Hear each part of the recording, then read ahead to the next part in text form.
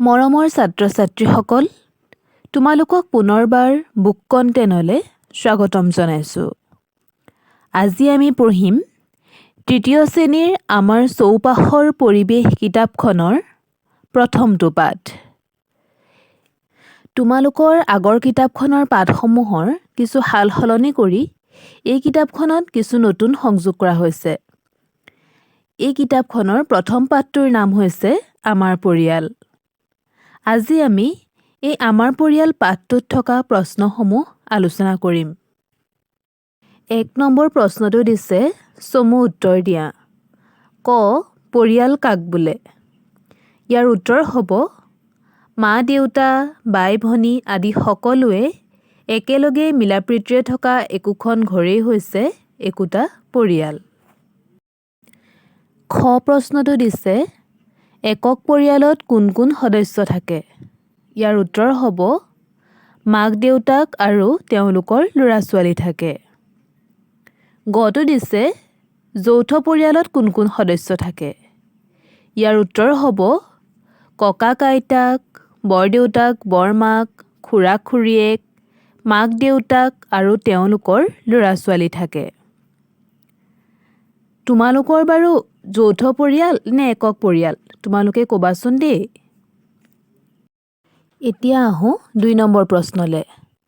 ২ নম্বৰতে দিছে তলত দিয়া শব্দবোৰেৰে খালী ঠাই পূৰ কৰা। ইয়াত আমাক কেইটামান শব্দ দি দিয়া আছে। শব্দকেইটা হৈছে প্ৰাথমিক, সহায়, মিলাপ্ৰীতি।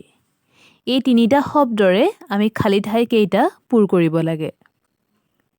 কটো দিছে পৰিয়াল সমাজৰ গোট। এই খালী ঠাইটোত হ'ব পৰিয়াল সমাজৰ প্ৰাথমিক গোট। খটো দিছে পৰিয়ালৰ সদস্যসকলৰ মাজত থাকিব লাগে। এই খালী ঠাইটোত হ'ব পৰিয়ালৰ সদস্যসকলৰ মাজত মিলাপ্ৰীতি থাকিব লাগে।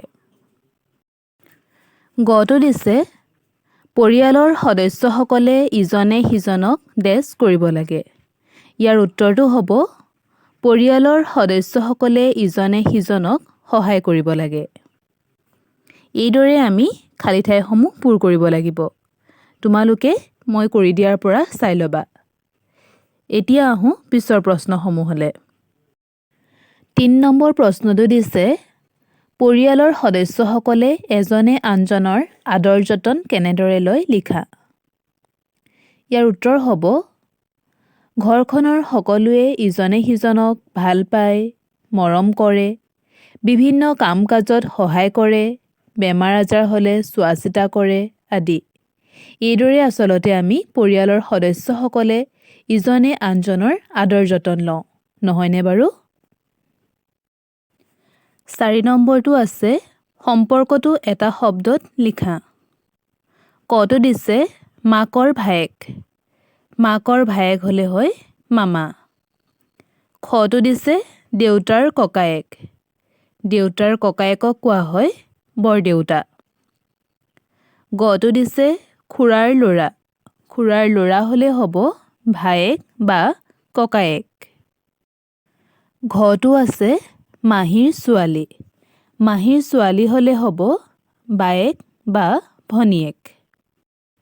অনুশীলনীৰ শেষৰ প্ৰশ্নটো দিছিলে ঘৰত ব্যৱহাৰ কৰা এবিধ বাচনৰ ছবি আঁকা। তোমালোকে বাৰু বাচন বৰ্তন কাক কয় চিনি পোৱানে? তোমালোকৰ কিতাপতে কিছুমান বাচন বৰ্তনৰ নাম লিখা আছে।